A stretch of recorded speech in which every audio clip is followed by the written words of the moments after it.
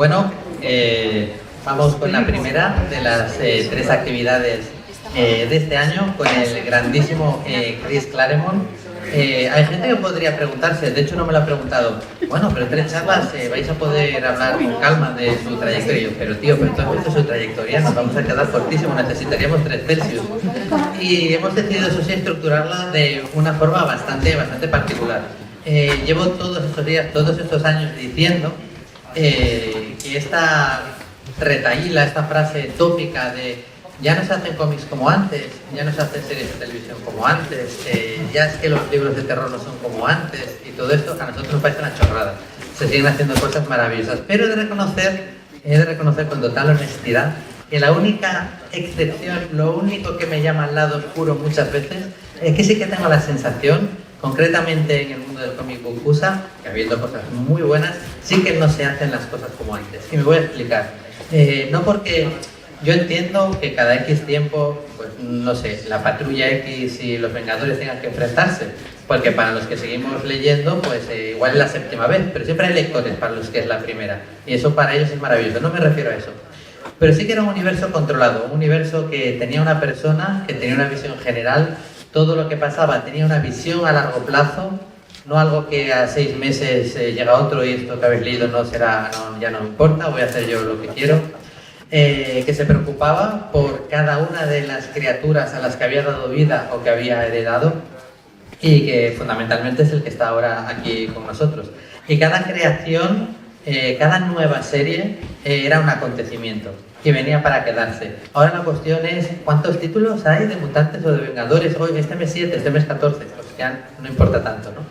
Pero yo recuerdo para varias generaciones la aparición de algunas colecciones que se quedaron grabadas, primero porque lo pillamos en un momento de nuestra vida, en una edad en el que tu entusiasmo, que nunca debe de caer por otra parte, así las acoge, pero porque verdaderamente se quedaron y fueron importantes porque eran tebeos cojonudos.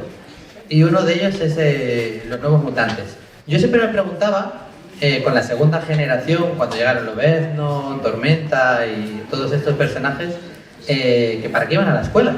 O sea, si ya sabían usar sus poderes, si luego ya iban y una era una diosa que ya lo hacía en África, el Lobezno, que va siendo agente mucho tiempo, ¿para qué iban a la escuela? ¿Para qué iban a la sala de peligro? No son alumnos de verdad. Cuando llegó la tercera generación, cuando llegó lo que fueron Los Nuevos Mutantes y demás, ahí sí que lo entendías. Eran verdaderos adolescentes que acababan de descubrir sus poderes, que algunos no sabían qué hacer con ellos, ni siquiera cómo podían utilizarlos, cómo podían controlarlos. Ahí el efecto de la escuela sí tenía un valor, y para mí ahí fue cuando otro personaje, por casualidad, por este efecto rebote, creció para mí en importancia, que fue el profesor X. Porque yo lo de profesor decía, dará clase en alguna universidad, porque bueno, tampoco. Entonces, me gustaría saber un poco cómo vivió esta nueva generación de estudiantes, de verdad tratarlos como adolescentes con todo lo que esto comporta y cómo esto también trajo problemas, como no, a Charles Xavier.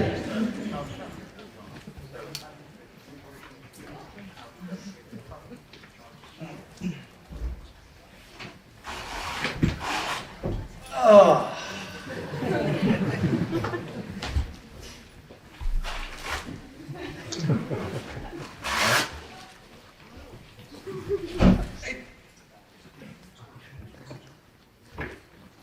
Simply put, Louise Simonson, who was the editor, and I heard that another writer planned to do a Xavier School on the West Coast.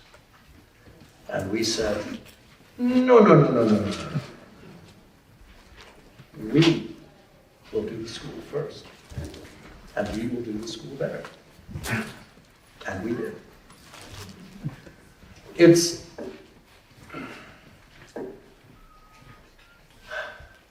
No one had done really a story about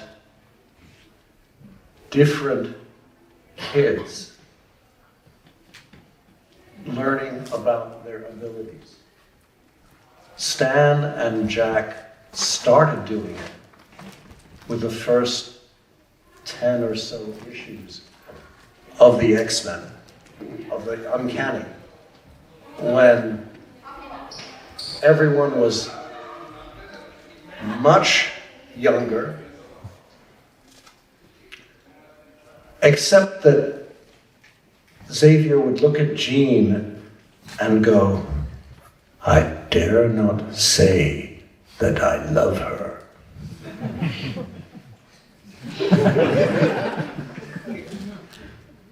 And it was very complicated. But we wanted to get things started. And oddly enough, Moira McTaggart had this idea. You could start a school for gifted youngsters like my ward, Rain. Even then, Moira planned ahead. Nobody got that joke? Sorry. En pocas palabras, Louise Simonson, que era la editora, se enteró de que había otro guionista que tenía un proyecto para abrir otra escuela de Charles Xavier, pero en la costa oeste. Y Louise dijo, no, eso nada, lo vamos a hacer nosotros, lo vamos a hacer antes y lo vamos a hacer mejor. Y efectivamente eso es lo que hicimos. Hicimos una historia que no se había hecho desde hacía muchísimo tiempo, que yo creo que no había hecho prácticamente nadie. Una historia sobre adolescentes que están descubriendo sus habilidades, pero lo hicimos de una manera distinta como lo habían hecho Stan y Jack en los 10 primeros números de la Patrulla X. En aquella época los miembros de la patrulla eran mucho más jóvenes y te encontrabas de todas formas con que había situaciones como que Charles Xavier miraba a Jean y decía, ¿me atreveré a decirle que la quiero? Era realmente muy complicado hacer una cosa así. Nosotros queríamos volver a contar la historia de jóvenes que están descubriendo sus poderes, pero hacerlo bien, hacer bien las cosas. Así que se le ocurrió a Moira McTaggart la idea de que había que crear una escuela para jóvenes talentos en la que pudieran acoger a su protegida Rain, que es la que hemos llamado casi toda la vida Rane en España, y eso es lo que se hizo. Como siempre, Marvel iba un paso por delante. But seriously, our idea was to gather a group of students who were first encountering their powers, but to have them come from as broad and varied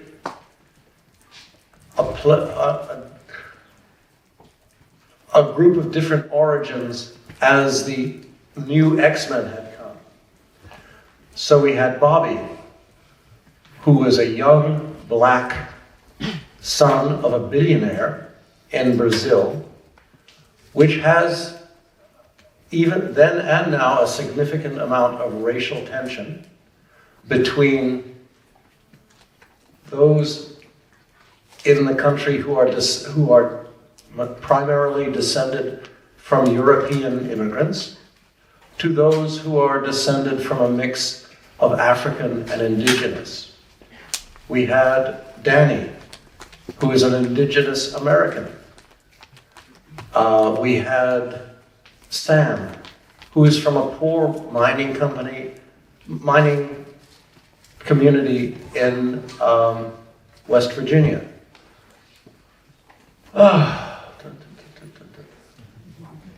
We have Rain, who is from Scotland and has all her life been viewed as an outsider and a monster. We have Ilyana, who was raised by a demon lord in another dimension. The idea was to bring them all together in a position where they literally had to learn everything from, as we would say, the ground up. For them, this is primary school in learning to be a mutant. And in many ways, none of them want to be there. They want to live a normal, happy life. For example, Karma, when we created the series, was a refugee from Vietnam, which was 50 years ago, a totally different world from as we know it today. She was in a country where no one liked her, where no one trusted her, where she had no resources whatsoever, but was responsible for her younger twin brother and sister. What is she going to do? Oh yes, and she has superpowers.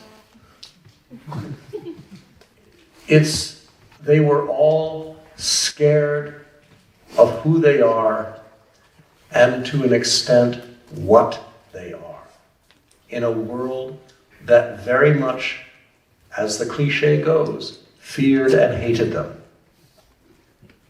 This was their only hope of trying to regain a normal life.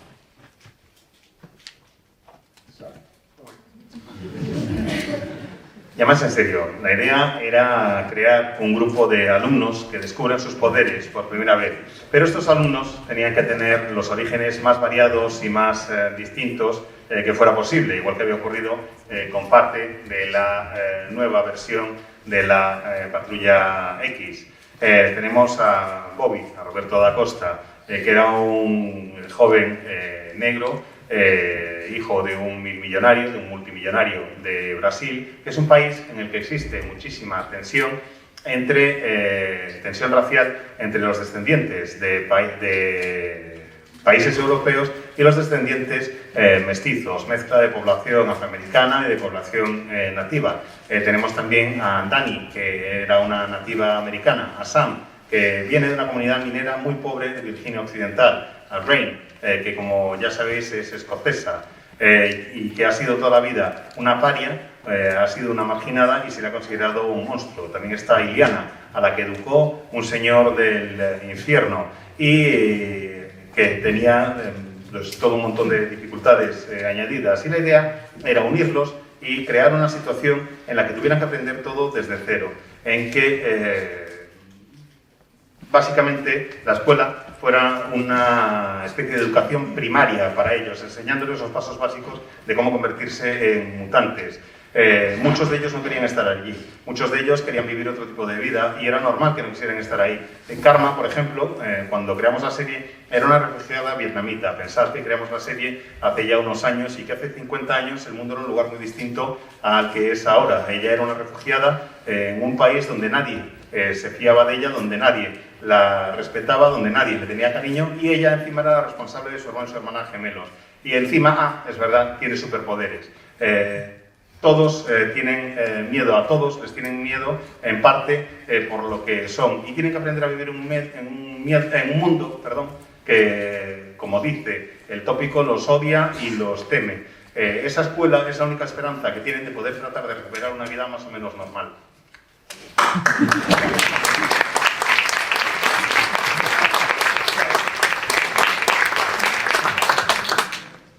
Ok. Como os decía antes, para un joven, adolescente, lector, encontrarse con esos nuevos personajes que aparte de los superpoderes podían tener los mismos intereses entre ellos y preocupaciones, era algo bastante evidente, pero luego también lo que absorbes, lo que lees, acaba siendo muy importante. Hoy en día, yo llevo muchos años diciendo que algo que me parece fascinante de los cómics ahora, que es esta lucha porque sean diversos, haya un poco representatividad de todo, hubo una época en los 80 en la que eso era absolutamente normal. Él acaba de citar los personajes de los nuevos mutantes, fijaros. Tanto en cuanto a paridad, en cuanto a procedencia, en cuanto a religiones, en cuanto incluso se apuntaba en orientación sexual, estaban prácticamente todos representados de una forma totalmente natural. Esto es algo, junto a la importancia de los personajes fuertes, femeninos que están en todas sus colecciones, básicamente el líder de los nuevos mutantes siempre ha sido una chica, es algo que ha estado muy presente en la obra de Chris Claremont, pero como considero que debe ser, ¿no? De una forma natural, no subrayándolo demasiado, sencillamente mostrándolo, que es lo que tiene que ser. Esto siempre fue una cosa que en todas tus colecciones tuviste muy clara, y yo creo que los nuevos mutantes es donde más evidente fue esta intención.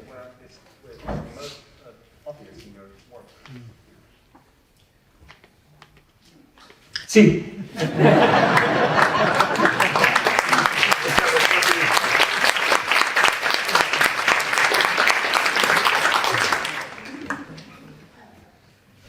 Every other group is run by a man. Yes. You know, and the X-Men and the New Mutants have always pretty much been run by either Aurora or Danny. Not just women, but women of color. From an American perspective,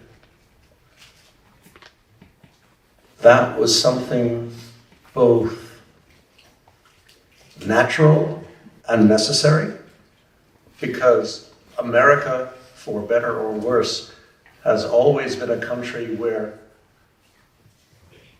everyone within its borders, except for indigenous people, fled from somewhere else, which almost no other country on earth can say. So it was a way of establishing, perhaps, for the readers that mutants and mutant students cannot help but view themselves as outsiders. But all they really want, all the New Mutants really ever wanted, even including Warlock, who isn't even human, is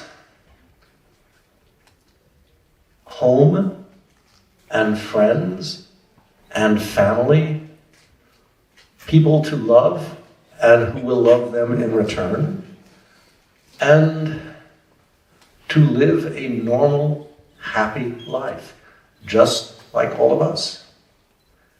And well, maybe not all of us. And cliche as it sounds, to live happily ever after.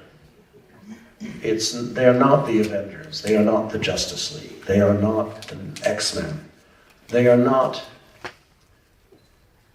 or never supposed to be, a group of heroes. These are kids going to school. It's a weird school, yes. Their adventures and experiences are very strange, yes. But each step along the way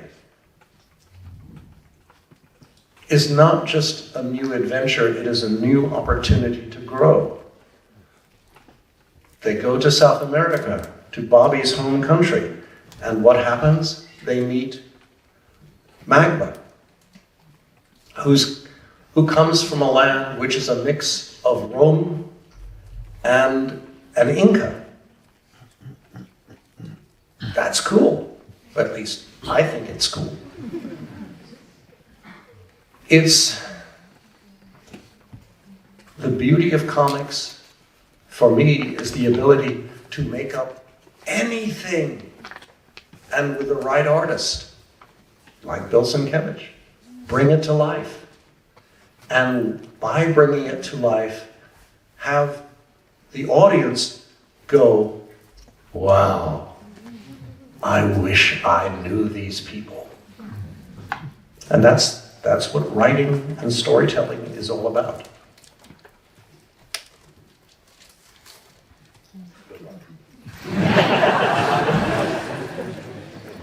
Pues el caso es que para los grupos mutantes, tanto para Patrulla X como para los nuevos mutantes, las líderes siempre han sido Ororo y Dani, por lo menos en buena parte de las formaciones de los grupos. que no son los que sean mujeres, que son mujeres de color. Y eso es una perspectiva que es muy importante en Estados Unidos, una perspectiva que me parece que es natural y necesaria, porque para bien o para mal, mi país, Estados Unidos, es un país en el que prácticamente todos los que viven ahí han llegado buscando refugio, atravesando o escapando de otras fronteras, menos los nativos americanos. El resto de la población de Estados Unidos es población que ha llegado huyendo de otros lugares y casi no hay ninguno que tuviera un país que pudiera considerar propio. Lo que queríamos era establecer una estructura que funcionara con los mutantes y que pudieran entender los lectores.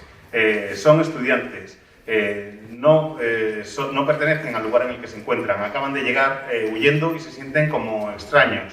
El único que no es humano, incluso, que es Warlock, siente lo mismo que los demás. Todos tienen los mismos deseos y las mismas necesidades. Todos quieren tener un hogar, tener amigos, tener una familia, tener gente que les quiera. Quieren vivir una vida normal, una vida como la nuestra y ser tan felices como podamos llegar a ser nosotros. Sé que suena cliché, pero es eso es lo que quieren. Quieren llegar a ser felices y comer perdices. No son la Patrulla X, no son los Vengadores, no son la Liga de la Justicia, no son un grupo de superhéroes. Son adolescentes que van al colegio. ¿A una escuela un poco rara? Sí. ¿Y que viven entre experiencias extrañas? También. Pero una escuela, a fin de cuentas. Y que lo que quieren es ir descubriendo cosas nuevas a cada paso del camino. Que no sea simplemente una nueva aventura lo que viven, sino que sea una nueva oportunidad de crecer. Cuando van a Sudamérica, al país natal de Bobby, se encuentran con Magma. Magma, sus orígenes son una especie de civilización mezcla de los romanos y los incas, y eso mola un montón, o por lo menos a mí me mola. Y, sinceramente, me parece bonito que en un cómic se pueda ver algo así, y ver cómo las ideas que se me van ocurriendo y que voy inventando, si tengo un buen dibujante, realmente cobran vida. Un buen dibujante como, por ejemplo, Bill Sienkiewicz. Se trata de darle vida a los personajes para que los lectores podáis hacer ¡wow! ¿Cómo me molaría conocer a esa gente? Y eso es lo que trato de hacer. En eso consiste escribir y en eso consiste, para mí, la narración. Wow.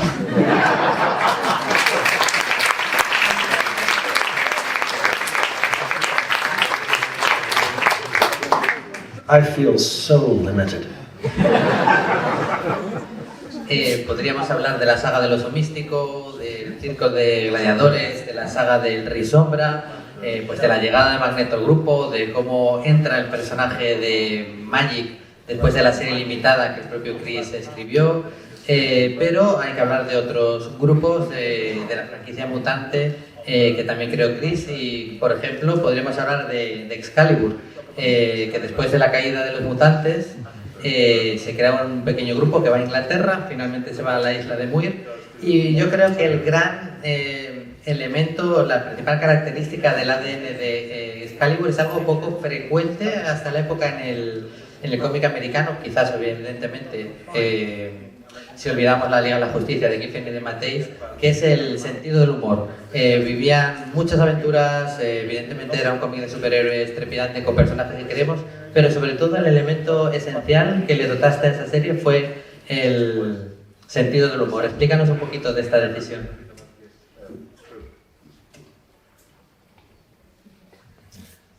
Well, Captain Britain was a drunk. Not really. Alan Davis and I wanted to do something different. And we wanted to have fun. I mean, officially we wiped out the X-Men. It was a very depressing time. It was also the 1980s. Ronald Reagan was president. Russia was in conflict. The economy sucked. It was a very depressing time. So we thought, why not have some fun and see what happens? And Alan is so good. And it was so easy. And my sense of humor is so bad. But the characters were just so beautiful. I mean, we had Captain Britain. We had Megan, his true love. We had Kurt starring in a book for the first time. Yes!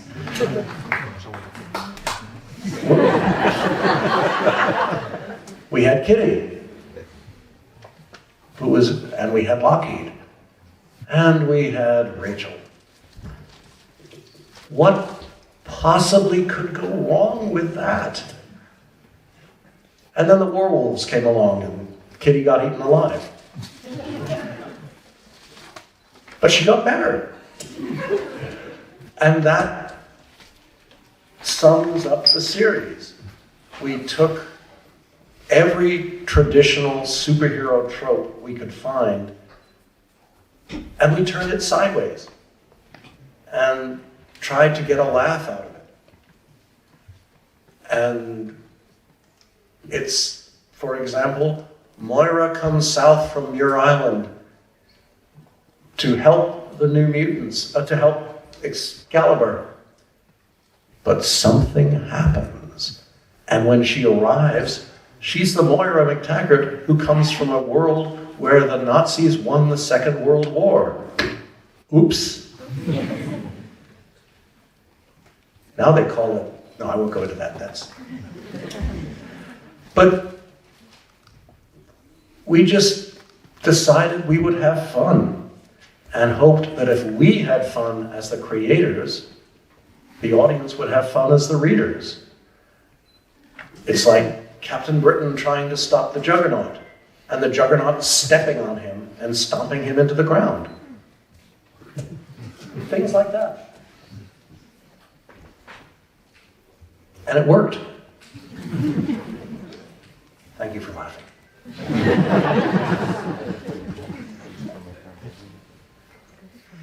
Hombre, a ver, lo del sentido del humor, si tenemos en cuenta que el Capitán Britannia es un borracho, coñas aparte, Alan Davis y yo lo que queríamos era hacer algo distinto a lo que se estaba haciendo en aquel momento.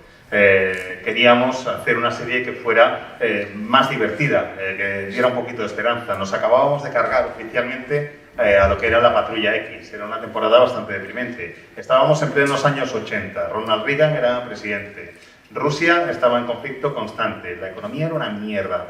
No había oportunidades. Era un contexto muy deprimente y queríamos hacer algo divertido y a ver qué es lo que pasaba. Y la verdad es que me resultó muy sencillo hacerlo. Mi sentido del humor es horrible, pésimo. Pero los personajes eran tan bonitos que de aquello salía casi solo. Teníamos por una parte al Capitán Britannia, teníamos a Megan, que es su amor verdadero, teníamos a Kurt, que por primera vez estaba como protagonista en una serie, bien, teníamos a Kitty y a Lockheed, también estaba Rachel. ¿Cómo iba a salir algo mal con semejante alineación? Pero Kitty había sido herida y luego se recuperó. Pues de eso va la serie, eso es lo que queríamos contar en gran medida. Cogíamos los tropos tradicionales del cómic de superhéroes, le dábamos la vuelta, los poníamos de lado, si queréis, y nos reíamos mientras lo hacíamos. Por ejemplo, creamos situaciones como cuando Moira Muir llega a pedirle ayuda a Excalibur, como cuando Moira MacTaggert llega a la isla de Muir, mejor dicho, a pedirle ayuda a Excalibur y sucede algo y resulta que la Moira que llega no es la Moira de nuestro mundo, sino la Moira de un mundo alternativo en el que los nazis ganaron la Segunda Guerra Mundial. ¡Ups! Y le llaman allí, bueno, mejor ahí no me meto, vamos a dejar ese tema.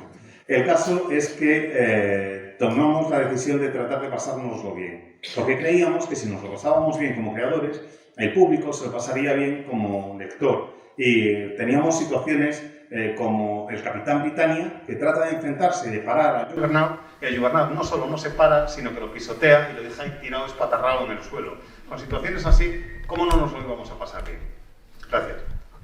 Otra serie de la que también te encargaste, otro spin-off de Los Mutantes, fue la colección de Lobezno, por supuesto. Además era desde un punto de partida diferente a lo de los otros, porque se supone que no era Lobezno, o sea, nosotros sabemos que era un Lobezno, pero era Parche, había sucedido una serie de cosas, él estaba con identidad secreta en un momento en el que los X-Men se supone que estaban desaparecidos, y esto de arranque, antes de que todo esto cambiara, supongo que te permitió una libertad absoluta de trabajar con otro gran artista, en este caso como John Buscema, y hacer un tipo de historias un tanto diferentes de lo que cabría esperar cuando alguien dice, oye, el número 1 de la serie de Lobezno, y funcionó estupendamente. Cuéntanos un poquito, después de tantos años diciendo a la gente, ¿cuándo una serie de Lobezno? ¿Cuándo una serie de Lobezno? ¿Cuándo una serie de Lobezno? Cuando por fin decidís, ahora sí, iba a ser así. No, I said no. No, no, no, no, no, no, no. Logan, for me, was a character best described as less is more. I was totally cool with doing a mini-series a year. Me and Frank Miller, I don't know, me and John Buscema, me and Frank Miller. But to do it every month, I was terrified that the audience would get bored. And a store owner said to me, "You don't get it.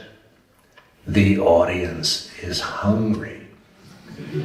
I want to give them books like stuffing a goose." And I said, "Ew." And he said, "No, it would be great." And Marvel listened to him. But I didn't want to do Wolverine, with apologies to Hugh Jackman. I wanted to have fun. And I thought, maybe he could run a bar in Casablanca.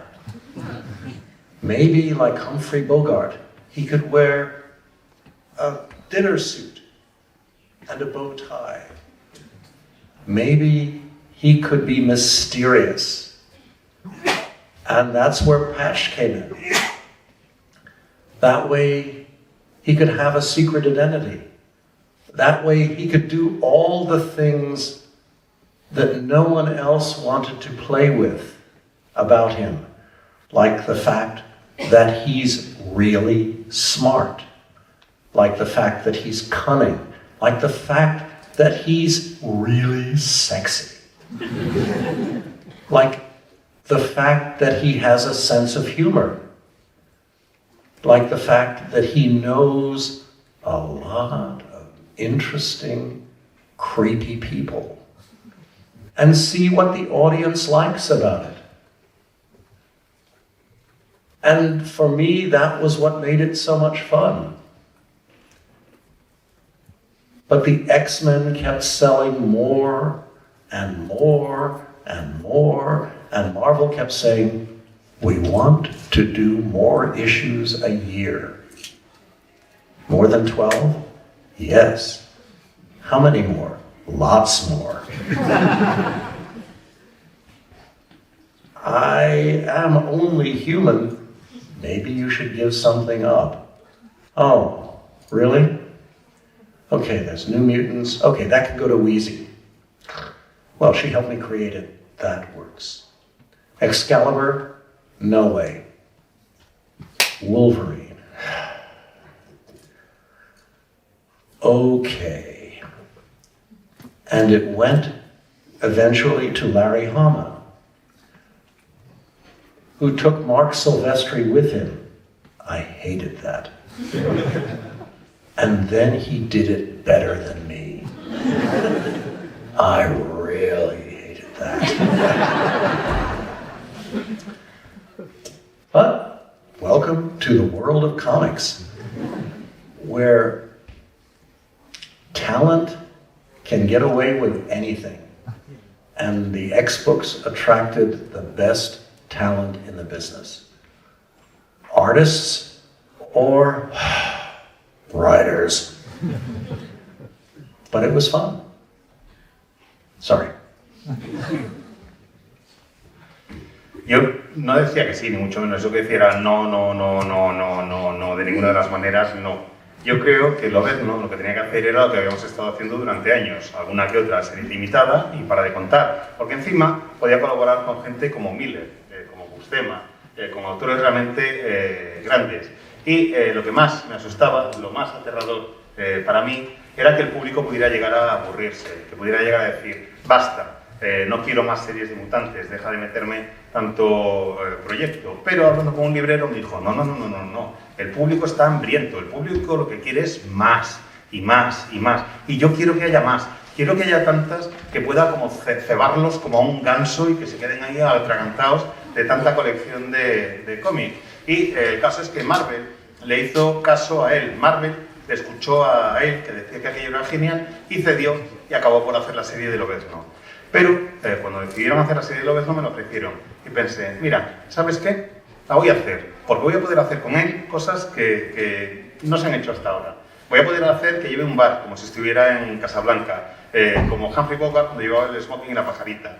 Puedo hacer que lleve que sea en plan misterioso, que lleve un parche, que tenga una identidad secreta, que nadie le conozca. Puedo jugar con un montón de cosas con las que nadie ha estado jugando con el personaje en el momento, hacer que sea inteligente, que sea astuto, que sea sexy. Tenía mucho sentido hacer algo así, me parecía que era muy divertido y creo que a mucha gente le interesaba que hubiera todo este tipo de cambios. Poder tratar de hacer al personaje crecer y que fuera mucho mejor. Y ese fue el punto de partida. El problema que teníamos es que la patrulla vendía muchísimo, cada vez más. Y yo pensaba, mientras tanto, en la colección, que todavía no había llegado a ocurrir. Y entonces, de repente, un editor me dijo, oye, queremos sacar muchísimos más números al año. ¿Muchísimos más? ¿Cuántos más? ¿12? ¿Más de 12? Sí, muchos más de 12. Así que vas a tener que ceder algo. Esto mientras ya estaba escribiendo la colección de Lobezno. Y dije, mira, soy humano, para más no doy. Y me dijeron, pues vas a tener que ceder algo. Entonces dije, vamos a ver las series que hay, Los Nuevos Mutantes, se la vamos a pasar a Louise Simonson. Y dije, bueno, venga, vale, tiene lógica porque ella me ayudó a crearla. Excalibur, ni de coña la suelto. ¿Qué te queda entonces? Lobezno. Bueno, venga, vale, pues cedo Lobezno. Y Lobezno acabó por llegar a manos de Larry Hama, que Larry Hama se llevó con él como dibujante a Mark Silvestri. Y lo odié por hacer eso. Pero encima el tío lo hizo mucho mejor que yo. Y ahí sí que lo odié de verdad. Pero es lo que hay. Eso es lo que te encuentras en el mundo del cómic. Bienvenidos al mundo del cómic. Donde si tienes talento y donde las colecciones de mutantes atraían a todo el talento de la industria. Donde si tienes talento puedes hacer prácticamente lo que quieras. Y tuvimos la enorme suerte de contar en las colecciones de mutantes con los mejores dibujantes y con buenos guionistas. Cosa de la que estoy encantado. Sabéis que tener una buena idea es muy importante, ¿no? Pero a veces hasta se sobrevalora, porque imaginaros, la gente, vamos a tener una idea, vamos a ganar todos los partidos que juguemos esta temporada. La idea está guay, pero luego el mérito es ponerse y hacerlo. Aquí sucede lo mismo. Marvel o cualquier editorial puede decir, vamos a sacar una muy buena colección más de mutantes para que a la gente le guste. La idea en sí está bien, pero luego hay que ponerse y hacerla. Y la persona que hacía que todo ese universo cohesionado, que todos esos personajes nos entretuvieran y nos importaran, está sentada aquí ahora mismo con nosotros. Antes dijo que yo tenía miedo de les vamos a aburrir. Yo hablo por mí, pero creo que hablo por vosotros. No nos has aburrido nunca, pero era imposible. Si cada TVO apuntaba un montón de ideas, señalaba a cosas del pasado de algún personaje que no conocíamos, nos desvelaba una nueva incógnita, aparecía en las sombras alguien que queríamos saber quién era, había un cruce con sentido, no como algunos de los de ahora, que realmente cambiaba el pasado, el presente o el futuro de los personajes. Si algo no ha sucedido nunca, es que nos hayamos aburrido ni una sola página. El cómic es todo lo que has dicho, pero el cómic también es alimentar los sueños de mucha gente, y la mejor forma, yo creo, que tiene saludar a esos grandes dibujantes cuando vienen por aquí y a esos buenos guionistas, como tú dices, para demostrarles muchos que nos ha importado, es como siempre hacemos, con un muy fuerte aplauso. Muchas gracias.